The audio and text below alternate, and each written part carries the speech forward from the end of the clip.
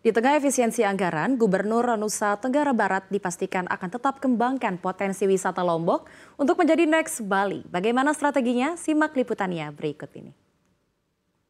Ya pemirsa, saat ini saya sedang bersama Gubernur dari Nusa Tenggara Barat, Bapak Lalu Muhammad Iqbal. Halo Pak, apa kabar? Oh, alhamdulillah baru selesai dilantik, finally.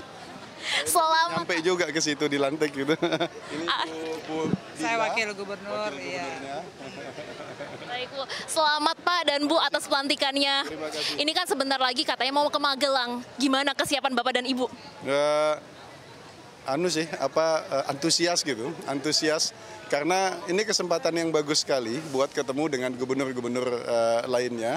Kan sebagian besar gubernur ini kan repeated gubernur gitu, karena sudah pernah jadi gubernur sebelumnya. So bisa buat saya orang baru di dunia politik itu kesempatan untuk belajar banyak. Bagaimana menurut Ibu? Ini kesempatan dan kebanggaan ya bagi seluruh bupati, wali kota, gubernur bisa dilantik secara bersama-sama oleh Bapak Presiden. Tentunya ini suatu kebanggaan dan motivasi untuk bisa bekerja lebih baik lagi.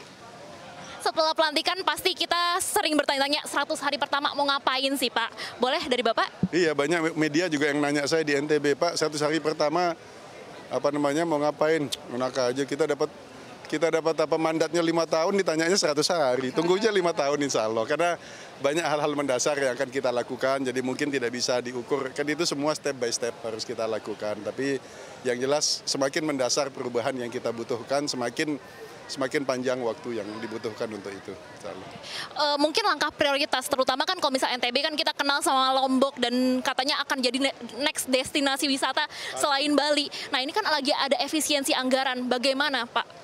Nah, memang kita nggak bisa, dari awal kami sadar bahwa kita nggak bisa bergantung kepada APBD, karena itu banyak kita develop sumber-sumber pembiayaan alternatif, termasuk PPP, Public Private Partnership. Sekarang beberapa rencana sudah kita siapkan yang based on Public Private Partnership gitu. Jadi insya Allah lah kita bisa lakukan banyak hal di NTB.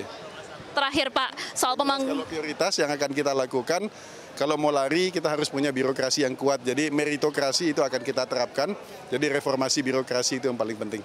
Oke baik, terakhir Pak, ini kan masih soal efisiensi anggaran. Apakah Bapak ada kekhawatiran atau enggak sih tentang efisiensi anggaran ini berpengaruh pada kinerja para PSN gitu?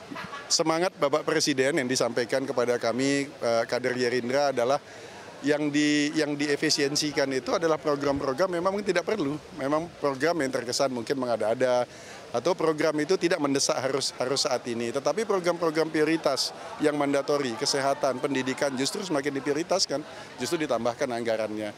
Jadi yang kita lakukan adalah streamlining anggaran yang ada dengan program. Baik, terima kasih Pak. Sehat dan sukses selalu. Terima kasih Pak. Selamat Mbak. Pemirsa, demikian wawancara saya dengan Gubernur serta Wakil Gubernur dari Nusa Tenggara Barat, Bapak Lalu Muhammad Iqbal. CNBC Indonesia Beyond Business.